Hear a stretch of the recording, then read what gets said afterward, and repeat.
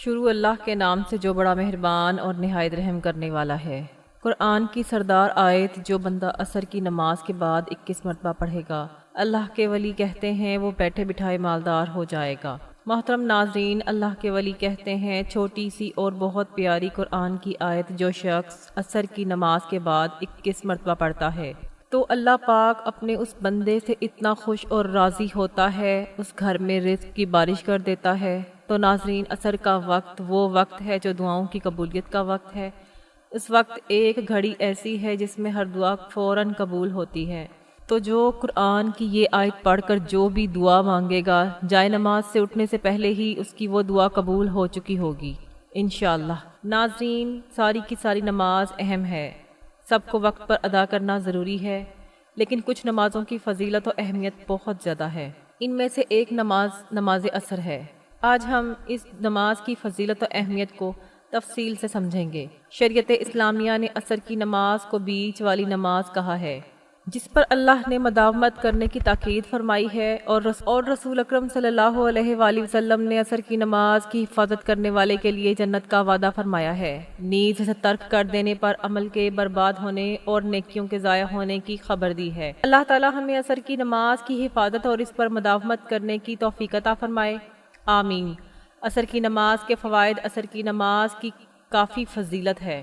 عصر کی نماز کی محافظت کرنا دخول جنت کا سبب ہے۔ عصر کی نماز نہ پڑھنے والے کے لیے سخت وعید ہے۔ عصر کی نماز ہی بیچ والی نماز ہے۔ اللہ تعالیٰ کا ارشاد ہے، حافظوا علی الصلاۃ والصلاۃ الوسطیٰ وقوموا للہ قانتین، جس کا ترجمہ کچھ یوں ہے، نمازوں کی حفاظت کرو، بالخصوص درمیان والی نماز کی، اور اللہ تعالیٰ کے لیے با ادب کھڑے رہا کرو۔ ابو ہریرہ رضی اللہ تعالیٰ عنہ سے روایت ہے کہ رسول اللہ صلی اللہ علیہ وآلہ وسلم نے فرمایا، رات اور دن میں فرشتوں کی ڈیوٹیاں بدلتی رہتی ہیں، اور فجر اور عصر کی نمازوں میں ڈیوٹی پر آنے والوں اور رخصت پانے والوں کا اجتماع ہوتا ہے۔ پھر تمہارے پاس رہنے والے فرشتے جب اوپر چڑھتے ہیں تو اللہ تعالیٰ پوچھتا ہے، حالانکہ وہ ان سے زیادہ اپنے بندوں کے متعلق جانتا ہے، کہ میرے بندوں کو تم نے کس حال میں چھوڑا؟ وہ جواب دیتے ہیں کہ ہم نے جب انہیں چھوڑا تو وہ فجر کی نماز پڑھ رہے تھے، اور جب ان کے پاس گئے تھے تب وہ عصر کی نماز پڑھ رہے تھے۔ جریر بن عبداللہ رضی اللہ تعالیٰ عنہ سے روایت ہے کہ ہم نبی پاک صلی اللہ علیہ وآلہ وسلم کی خدمت میں موجود تھے۔ آپ صلی اللہ علیہ وآلہ وسلم نے چاند پر ایک نظر ڈالی، پھر فرمایا کہ تم اپنے رب کو آخرت میں اسی طرح دیکھو گے جیسے اس چاند کو اب دیکھ رہے ہو، اس کے دیکھنے میں تم کو کوئی زحمت بھی نہیں ہوگی۔ پس اگر تم ایسا کر سکتے ہو کہ سورج طلوع ہونے سے پہلے والی نماز فجر اور سورج غروب ہونے سے پہلے والی نماز عصر ہے، تمہیں کوئی چیز روک نہ سکے گی تو ایسا ضرور کرو۔ پھر جریر رضی اللہ تعالیٰ عنہ نے یہ آیت تلاوت فرمائی، سبح بحمد ربک قبل طلوع الشمس و قبل غروبہا، اور اپنے پروردگار کی تسبیح اور تعریف بیان کرتا رہے سورج نکلنے سے پہلے اور اس کے ڈوبنے سے پہلے۔ بریدہ رضی اللہ تعالیٰ عنہ سے روایت ہے کہ رسول اللہ صلی اللہ علیہ وآلہ وسلم نے فرمایا کہ جس نے عصر کی نماز چھوڑ دی اس کا نیک عمل ضائع ہو گیا۔ آقا علیہ الصلوۃ والسلام جب اس دنیا سے رخصت ہونے لگے تو آقا علیہ الصلوۃ والسلام نے فرمایا، نماز کی حفاظت کرنا اور اپنے ماتحت لوگوں کا خیال رکھنا، یہ آقا علیہ السلام کی آخری وصیت تھی جو آپ نے اپنی امت کو فرمائی۔ اس بات سے بھی نماز کی اہمیت واضح ہوتی ہے کہ موت و حیات کی کشمکش میں بھی آقا علیہ السلام نے نماز کا ذکر کیا ہے اور امت کو نماز کی تلقین کی ہے۔ قرآن و حدیث کی روشنی میں نماز کی اہمیت و فضیلت کو سمجھیں گے، اور خصوصاً نماز عصر کی اہمیت و فضیلت اور اسے چھوڑنے کے نقصانات کو سمجھیں گے۔ نماز کی اہمیت قرآن کی روشنی میں سورۃ البقرہ آیت نمبر 43، اور نماز قائم کرو اور زکوٰۃ دو، اور رکوع کرنے والوں کے ساتھ رکوع کرو۔ الف لام میم، یہ کتاب ہے جس میں شک کی کوئی گنجائش نہیں، اس میں متقین کے لیے ہدایت ہے جو غیب پر ایمان لاتے ہیں، نماز قائم کرتے ہیں، اور ہم نے انہیں جو دیا اسے اللہ کی راہ میں خرچ کرتے ہیں، نیز وہ آپ کی طرف نازل شدہ وحی پر ایمان لاتے ہیں، اور اس پر بھی جو آپ سے پہلے اتاری گئی، اور وہ آخرت پر ایمان رکھتے ہیں۔ ایسے ہی لوگ اپنے رب کی طرف سے نازل شدہ ہدایت پر ہیں، اور یہی لوگ فلاح پانے والے ہیں۔ بے شک جو لوگ ایمان لائے اور انہوں نے نیک اعمال کیے اور نماز قائم کی اور زکوٰۃ دی، ان کے لیے ان کا اجر ان کے رب کے پاس ہے، اور ان پر نہ کوئی خوف ہے اور نہ وہ غمگین ہوں گے، اور انہیں اس کے سوا حکم نہیں دیا گیا کہ وہ اللہ کی عبادت کریں، اس حال میں کہ اس کے لیے دین کو خالص کرنے والے ایک طرف ہونے والے ہوں، اور نماز قائم کریں اور زکوٰۃ دیں، اور یہی مضبوط ملت کا دین ہے۔ اے لوگو جو ایمان لائے ہو، صبر اور نماز کے ساتھ مدد طلب کرو، بے شک اللہ صبر کرنے والوں کے ساتھ ہے۔ حضرت عبداللہ بن عمر رضی اللہ تعالیٰ عنہ سے روایت ہے کہ رسول اللہ صلی اللہ علیہ وآلہ وسلم نے فرمایا، اسلام کی بنیاد 5 چیزوں پر قائم کی گئی ہے۔ اول گواہی دینا کہ اللہ کے سوا کوئی معبود نہیں، اور بے شک حضرت محمد صلی اللہ علیہ وآلہ وسلم اللہ کے سچے رسول ہیں، اور نماز قائم کرنا اور زکوٰۃ ادا کرنا اور حج کرنا اور رمضان کے روزے رکھنا۔ سیدنا جریر بن عبداللہ رضی اللہ تعالیٰ عنہ سے روایت ہے کہ میں نے رسول اللہ صلی اللہ علیہ وآلہ وسلم کے دست مبارک پر نماز قائم کرنے، زکوٰۃ دینے اور ہر مسلمان کے ساتھ خیر خواہی پر بیعت کی۔ سیدنا عبداللہ بن مسعود رضی اللہ تعالیٰ عنہ سے روایت ہے کہ میں نے نبی کریم صلی اللہ علیہ وآلہ وسلم سے پوچھا، اللہ تعالیٰ کے نزدیک کون سا عمل سب سے زیادہ پسند ہے؟ تو آپ صلی اللہ علیہ وآلہ وسلم نے فرمایا کہ وقت پر نماز پڑھنا، اللہ کے راستے میں جہاد کرنا۔ عبداللہ بن مسعود رضی اللہ تعالیٰ عنہ بیان کرتے ہیں کہ ان حضرت صلی اللہ علیہ وآلہ وسلم نے مجھ سے ان کاموں کے متعلق بیان کیا، اور اگر میں اسی طرح سوال کرتا رہتا تو آپ جواب دیتے رہتے۔ حضرت ابو ہریرہ رضی اللہ تعالیٰ عنہ سے روایت ہے کہ انہوں نے رسول اللہ صلی اللہ علیہ وآلہ وسلم سے سنا، آپ صلی اللہ علیہ وآلہ وسلم فرماتے تھے کہ اگر کسی شخص کے دروازے پر نہر جاری ہو اور وہ روزانہ اس میں 5 دفعہ نہائے تو تمہارا کیا گمان ہے، کیا اس کے بدن پر کچھ بھی میل باقی رہ سکتا ہے؟ صحابہ نے عرض کی کہ نہیں یا رسول اللہ، ہرگز نہیں۔ آپ صلی اللہ علیہ وآلہ وسلم نے فرمایا کہ یہی حال 5 وقت کی نمازوں کا ہے کہ اللہ پاک ان کے ذریعے سے گناہوں کو مٹا دیتا ہے۔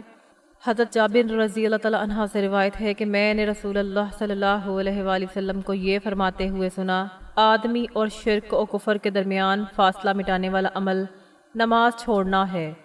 سیدنا عبداللہ بن عمر بن عاص سے مروی ہے کہ نبی کریم صلی اللہ علیہ وآلہ وسلم نے ایک دن نماز کا ذکر کیا اور فرمایا، جس نے نماز کی اچھی طرح حفاظت کی تو یہ اس کے لیے قیامت کے روز نور، دلیل اور نجات ہوگی، اور جس نے اس کی پوری طرح حفاظت نہ کی تو یہ اس کے لیے قیامت کے دن نہ نور ہوگی، نہ دلیل اور نہ نجات۔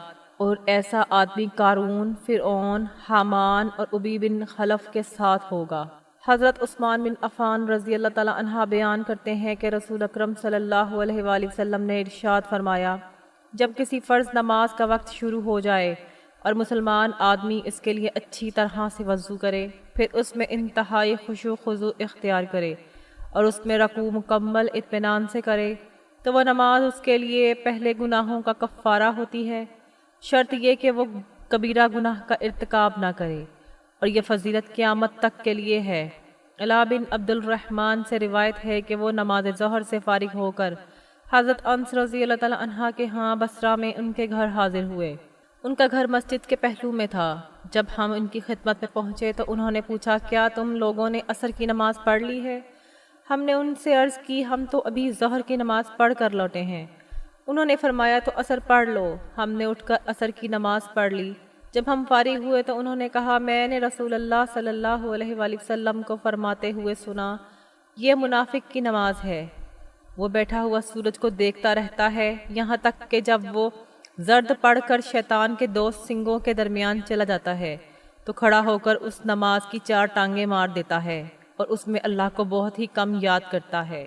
حضرت عبداللہ بن عمر رضی اللہ تعالیٰ عنہ سے روایت ہے کہ رسول اللہ صلی اللہ علیہ وآلہ وسلم نے فرمایا، جس کی نماز عصر چھوٹ گئی گویا اس کا گھر اور مال سب لٹ گیا۔ سیدنا حضرت علی رضی اللہ تعالیٰ عنہ سے روایت ہے کہ رسول اللہ صلی اللہ علیہ وآلہ وسلم نے غزوہ احزاب کے دن فرمایا، اللہ تعالیٰ ان مشرکین کی قبروں اور گھروں کو آگ سے بھر دے، جس طرح انہوں نے ہمیں درمیانی نماز عصر سے روکا اور جنگ میں مشغول کیے رکھا حتیٰ کہ سورج غروب ہو گیا۔ ناظرین، اللہ تعالیٰ کی ذات سے مایوس نہ ہو، کیونکہ ہر تکلیف و آزمائش اور خوشی اللہ رب العزت کی طرف سے ہے، اس لیے پریشانیوں اور مصائب کے حل کے لیے اللہ تعالیٰ کی طرف متوجہ ہوں، اللہ تعالیٰ کی طرف توبہ استغفار کے ذریعے بھی متوجہ ہوں، اور اپنے مسائل کا حل اللہ اللہ تعالیٰ کے حوالے کر دیجئے اور اللہ تعالیٰ کو اپنے مسائل کا حل کا وکیل بنا دیجئے، تو اللہ تعالیٰ آپ کو بے آسرا کبھی نہیں چھوڑے گا انشاءاللہ۔ ناظرین، یہ ایک حقیقت ہے کہ شیطان انسان کا کھلا دشمن ہے۔ اس کی ہمیشہ یہ کوشش رہتی ہے کہ کسی بھی طرح انسان کو خدا سے دور کر دے۔ جب ایک بار وہ انسان کو خدا کے راستے سے بھٹکانے میں کامیاب ہو جاتا ہے تو پھر اس کی اگلی چال یہ ہوتی ہے کہ انسان کو خدا کی رحمت سے مایوس کر دے، اس طرح اسے ہمیشہ رب کی نافرمانی والے راستے پر چلاتا رہے۔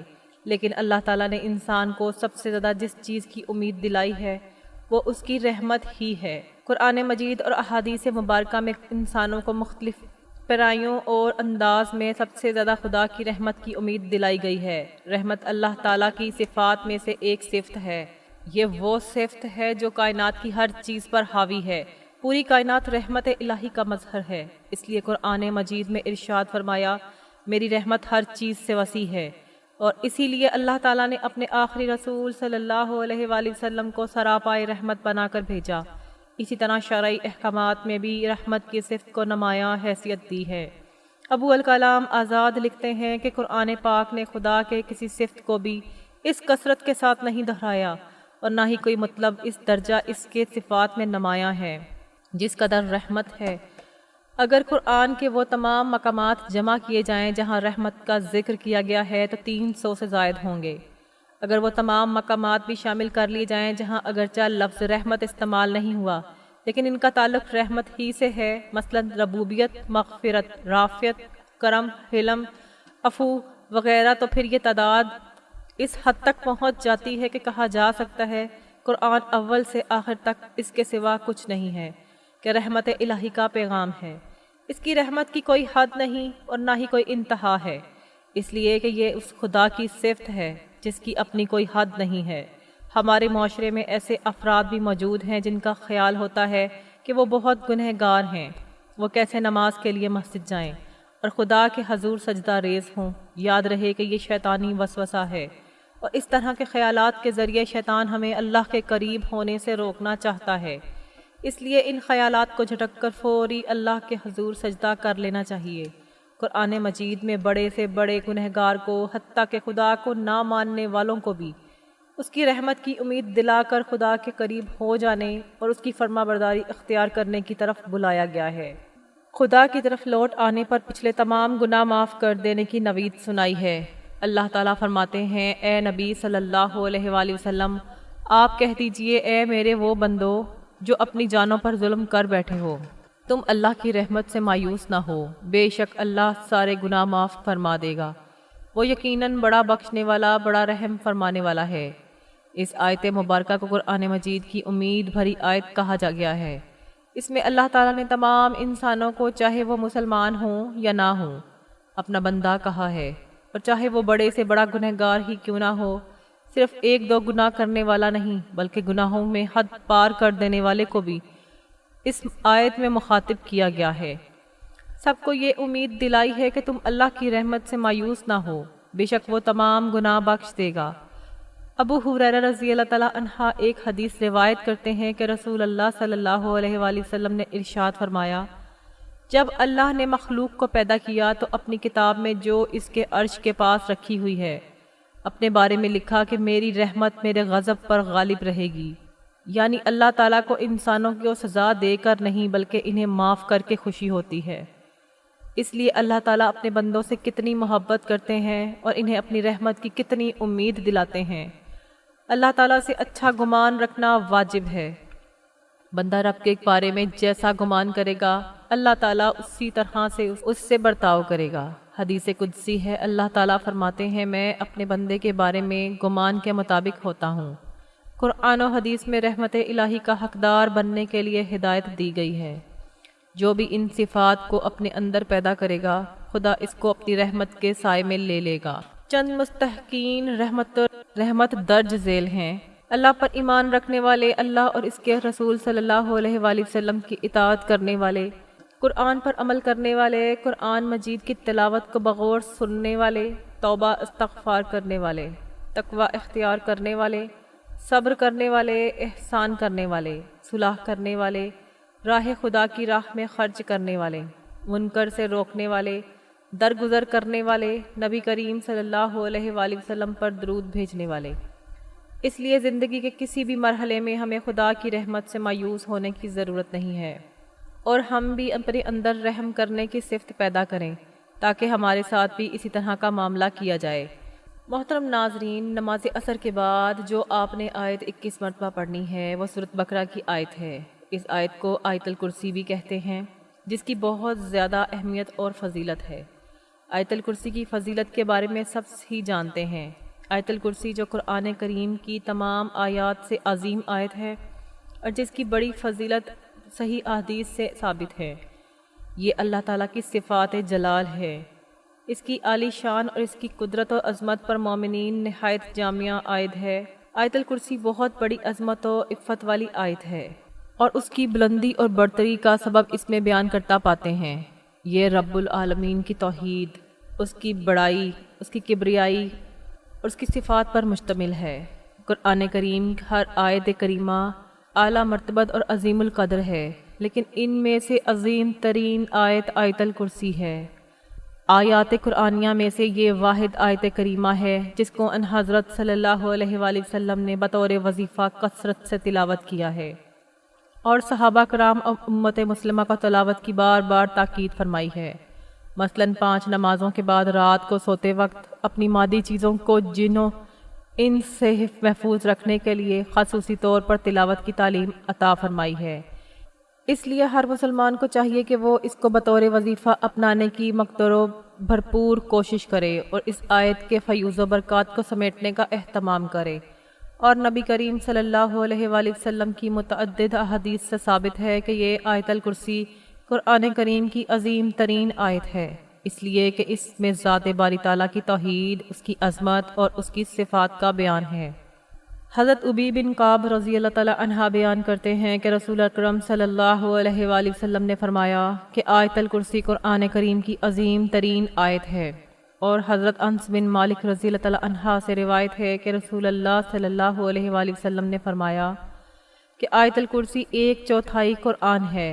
ابن کثیر رحمۃ اللہ تعالیٰ سورۃ بقرہ کی آیت الکرسی کی تفسیر کرتے ہوئے کہتے ہیں، یہ آیت الکرسی ہے جس کی فضیلت میں نبی کریم صلی اللہ علیہ وآلہ وسلم سے صحیح حدیث کہ کتاب اللہ میں یہ آیت سب سے افضل آیت ہے۔ ابی بن کعب رضی اللہ تعالیٰ عنہ بیان فرماتے ہیں کہ نبی پاک صلی اللہ علیہ وآلہ وسلم نے ان سے سوال کیا کہ کتاب اللہ میں سب سے عظیم آیت کون سی ہے؟ تو کہنے لگے اللہ اور اس کے رسول صلی اللہ علیہ وآلہ وسلم کو ہی زیادہ علم ہے۔ یہ سوال کئی بار دہرایا اور پھر فرمانے لگے کہ وہ آیت آیت الکرسی ہے۔ فرمانے لگے کہ وہ آیت الکرسی ہے، اور فرمایا اے ابو المنذر، مبارک ہو اس ذات کی قسم ہے جس کے ہاتھ میں میری جان ہے، اس آیت کی زبان اور ہونٹ ہوں گے عرش کے سائے کے ہاں اللہ تعالیٰ کی پاکی بیان کر رہی ہوگی۔ ناظرین، سب سے پہلے اس آیت کو پڑھنے کے فائدے جان لیں۔ نبی پاک صلی اللہ علیہ وآلہ وسلم کے ایک صحابی بھی لوگوں کو حدیث بیان کیا کرتے تھے کہ لوگوں کی تعداد بہت زیادہ ہو گئی، وہ گھر کی منڈیر پر چڑھ جاتے اور یہ حدیث بیان کرتے۔ رسول اللہ صلی اللہ علیہ وآلہ وسلم نے فرمایا قرآن مجید میں کون سی آیت سب سے زیادہ عظمت کی حامل ہے؟ تو ایک شخص کہنے لگا اللہ لا الہ الا هو الحی القیوم۔ وہ بیان کرتے ہیں کہ نبی کریم صلی اللہ علیہ وآلہ وسلم نے اپنا ہاتھ میرے سینے پر رکھا تو چھاتی پر میں نے اس کی ٹھنڈک محسوس کی، اور نبی کریم صلی اللہ علیہ وآلہ وسلم یہ فرمانے لگے اے ابو المنذر، علم مبارک ہو۔ ابو ذر رضی اللہ تعالیٰ عنہ بیان کرتے ہیں کہ میں نے نبی کریم صلی اللہ علیہ وآلہ وسلم کے پاس آیا تو آپ مسجد میں تشریف فرما تھے، تو میں بھی بیٹھ گیا، تو نبی کریم صلی اللہ علیہ وآلہ وسلم نے فرمایا اے ابو ذر، کیا تو نے نماز پڑھی ہے؟ میں نے کہا نہیں۔ جواب دیا تو نبی کریم صلی اللہ علیہ وآلہ وسلم کہنے لگے نماز پڑھو۔ میں نے اٹھ کر نماز ادا کی اور پھر بیٹھ گیا، تو نبی پاک صلی اللہ علیہ وآلہ وسلم فرمانے لگے اے ابو ذر، انسانوں اور جنوں کے شر سے پناہ طلب کرو۔ وہ کہتے ہیں کہ میں نے رسول اللہ صلی اللہ علیہ وآلہ وسلم سے کہا کہ کیا انسانوں میں بھی شیطان ہوتے ہیں؟ تو نبی پاک صلی اللہ علیہ وآلہ وسلم فرمانے لگے جی ہاں۔ میں نے نماز کا کہا، نبی پاک صلی اللہ علیہ وآلہ وسلم فرمانے لگے یہ اچھا موضوع ہے، جو چاہے زیادہ کر لے اور جو چاہے کم کر لے۔ وہ کہتے ہیں میں نے کہا روزے کے بارے میں؟ نبی پاک صلی اللہ علیہ وسلم فرمانے لگے فرض ہیں، اس کا اجر دیا جائے گا اور اللہ تعالیٰ کے ہاں اور زیادہ اجر ملے گا۔ میں نے کہا اے اللہ کے رسول صلی اللہ علیہ وآلہ وسلم صدقہ؟ تو کہنے لگے ان کا اجر ڈبل بھی ہے، زیادہ بھی ہوتا ہے۔ تو میں نے کہا کون سا صدقہ بہتر ہے؟ فرمایا قلیل اشیاء کے مالک کا صدقہ کرنا اور پھر فقیر کو چھپا کر دینا۔ میں نے کہا اے اللہ کے رسول صلی اللہ علیہ وآلہ وسلم سب سے پہلا نبی کون تھا؟ فرمانے لگے آدم علیہ السلام۔ اور میں نے کہا اے اللہ کے رسول صلی اللہ علیہ وآلہ وسلم کیا وہ نبی تھے؟ تو نبی پاک صلی اللہ علیہ وسلم نے فرمایا وہ نبی مکلم تھے، اللہ تعالیٰ کے ساتھ بات چیت کی تھی۔ میں نے کہا اے اللہ تعالیٰ کے رسول صلی اللہ علیہ وآلہ وسلم رسولوں کی تعداد کیا ہے؟ فرمانے لگے 110 سے کچھ زیادہ۔ ایک جمع غفیر میں ایک مرتبہ یہ فرمایا کہ 315۔ میں نے کہا اے اللہ تعالیٰ کے رسول صلی اللہ علیہ وآلہ وسلم آپ پر جو نازل کیا ہے اس میں سب سے زیادہ عظیم کیا ہے؟ تو فرمایا اللہ لا الہ الا هو الحی القیوم۔ حضرت ابو ہریرہ رضی اللہ تعالیٰ عنہ بیان کرتے ہیں کہ رسول اکرم صلی اللہ علیہ وآلہ وسلم نے فرمایا کہ سورۃ بقرہ میں ایک ایسی آیت ہے جو کہ قرآن کی سردار ہے، وہ جس گھر میں پڑھی جائے گی اس گھر سے شیطان نکل جائے گا۔ وہ آیت ہے آیت الکرسی۔ ایک شخص نے حضور پاک صلی اللہ علیہ وآلہ وسلم سے غربت اور تنگ دستی کی شکایت کی تو آپ صلی اللہ علیہ وآلہ وسلم نے فرمایا کہ تم آیت الکرسی کیوں نہیں پڑھتے؟ ناظرین، اللہ کے ولی کہتے ہیں کہ جو اس آیت کو عصر کی نماز کے بعد پڑھے گا تو اللہ اسے جائے نماز پر بیٹھے بیٹھے مالدار کر دے گا، کیونکہ یہ وہ آیت ہے جس میں اللہ تعالیٰ کا اسم اعظم ہے۔ اس کے ذریعے جو بھی دعا مانگی جائے وہ فوراً قبول ہوگی۔ تو جب آپ اس بابرکت وقت میں نماز عصر کے بعد اس آیت کو 21 مرتبہ اول و آخر درود پاک پڑھ کر دعا کے لیے ہاتھ اٹھائیں گے، انشاءاللہ آپ کی وہ دعا کبھی بھی رد نہیں ہوگی۔ اللہ پاک آپ کو بے شمار رزق دیں گے، جو مانگیں گے انشاءاللہ وہ آپ کو ضرور ملے گا۔ ناظرین، آیت الکرسی ایک بار میں پڑھ کر بھی سنا دیتی ہوں تاکہ جن لوگوں کو پڑھنا نہیں آتا وہ میرے اس وظیفے کے ساتھ ویڈیو میں دہراتے ہوئے پڑھ لیں۔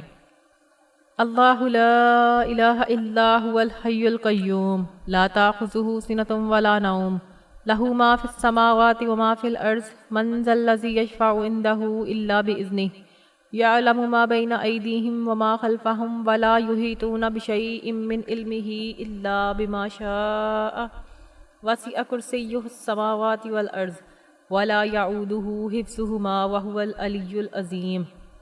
ترجمہ: اللہ وہ ہے جس کے سوا کوئی معبود نہیں، وہ خود زندہ ہے، دوسروں کو قائم رکھنے والا ہے، اسے نہ اونگ آتی ہے نہ نیند، جو کچھ آسمانوں میں ہے اور جو کچھ زمین میں سب اسی کا ہے۔ کون ہے جو اس کے ہاں اس کی اجازت کے بغیر سفارش کرے؟ وہ جانتا ہے جو کچھ ان کے آگے ہے اور جو کچھ ان کے پیچھے ہے، اور لوگ اس کے علم میں سے اتنا ہی حاصل کر سکتے ہیں جتنا وہ چاہے۔ اس کی کرسی آسمان اور زمین کو اپنی وسعت میں لیے ہوئے ہے اور ان کی حفاظت اسے تھکا نہیں سکتی، وہی بلند شان والا عظمت والا ہے۔ ناظرین، یہ تھی سورۃ بقرہ کی آیت الکرسی جسے آپ نے نماز عصر کے بعد 21 مرتبہ لازمی پڑھنا ہے۔ اس کے پڑھنے سے انشاءاللہ تعالی ہماری پریشانیاں دور ہوں گی، ہماری تمام نیک اور جائز مرادوں کو اللہ تعالیٰ پورا کرے گا، ہماری تمام دلی خواہشات کو پورا کر کے ہمیں اس آیت کے طفیل، شیطان کے شر سے، حاسدین کے حسد سے، دشمن کے وار سے ہمیشہ محفوظ فرمائے گا انشاءاللہ۔ دعا ہے کہ اللہ تعالیٰ میرا سنانا اور آپ کا سننا اپنی پاک بارگاہ الہی میں قبول و منظور فرمائے، آمین۔ ناظرین، گزارش ہے کہ اللہ تعالیٰ کے 99 ناموں میں سے کوئی ایک نام لکھ کر کامنٹ میں ضرور شیئر کریں۔ اللہ تعالیٰ ہم سب کا حامی و ناصر ہوں، آمین۔ جزاک اللہ۔ السلام علیکم ورحمۃ اللہ وبرکاتہ۔